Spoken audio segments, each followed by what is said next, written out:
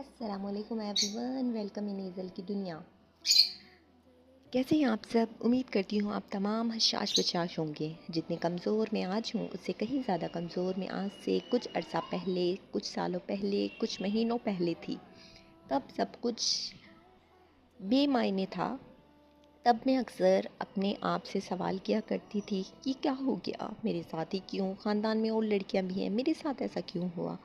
کیوں کیوں کیوں؟ جب میں اللہ کے آگے جھکی، میں نے اللہ پاک کو نہیں چھوڑا، میں کبھی غیر اللہ کی طرف نہیں گئی۔ جب میں خود کو غصے میں اور تکلیف کی کیفیت میں زیادہ اذیت دیا کرتی تھی، انسان اتنا باغی ہو جاتا ہے کہ وہ اپنی ذات پر نقصان کرنے لگ جاتا ہے، لیکن اسے یہ نہیں پتا کہ ہماری زندگی بھی اللہ کی امانت ہے، ہمیں اس کو ایک دن جواب دینا ہے۔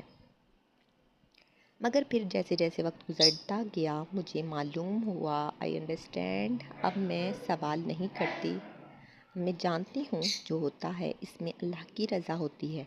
زندگی تب بہت زیادہ سمپل ہو جاتی ہے جب ہم ان لوگوں کے پیچھے چیز کرنا چھوڑ دیتے ہیں جو ہمیں ہمیشہ ہماری کمزوری محسوس کرواتے ہیں، ہماری روح تک پہنچنے کی کوشش ہی نہیں کرتے۔ جب ہم دوسروں سے محبت کی بھیک مانگنا چھوڑ دیتے ہیں، ذرا کتنی شرم کی بات ہے، جس دنیا میں اللہ پاک نے آدم علیہ السلام کو سزا کے لیے بھیجا کیا، ہم وہاں اپنی رونقیں کیسے ڈھونڈ سکتے ہیں؟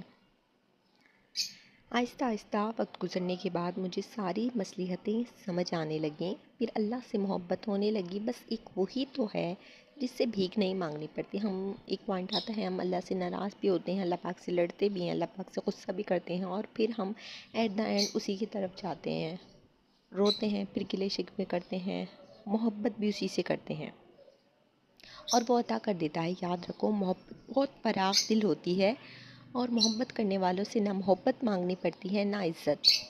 فرسٹ آف آل، زندگی میں آنے والے لوگ محض اتفاق نہیں ہوتے، وہ تقدیر کی چال ہوتے ہیں۔ کوئی ہمیں گرا کر سکھاتا ہے تو کوئی ہمیں اٹھا کر جینا سکھاتا ہے۔ زندگی میں آنے والا ہر انسان کچھ نہ کچھ سبق دے کر جاتا ہے، کچھ ہمیں توڑ کر، کچھ ہمیں جوڑ کر۔ کچھ لوگ درد کی صورت میں آتے ہیں تاکہ ہم صبر سیکھیں۔ ہم بڑے بے صبرے ہوتے ہیں نا، پھر ہمیں صبر کرنا سکھایا جاتا ہے، اور کچھ رحمت بن کر آتے ہیں کہ ہمیں پتہ چلتا ہے، پھر ہم کہتے ہیں فَبِأَيِّ آلَاءِ رَبِّكُمَا تُكَذِّبَانِ، تاکہ ہم شکر کرنا نہ بھولیں۔ ہر شخص جو ہمارے راستے سے گزرتا ہے اپنے ساتھ یا تو ایک زخم لاتا ہے یا ایک دعا۔ یقین رکھو، سب کے پیچھے حکمت ہے، ہر ملاقات یا تو درس ہے یا پھر درس کا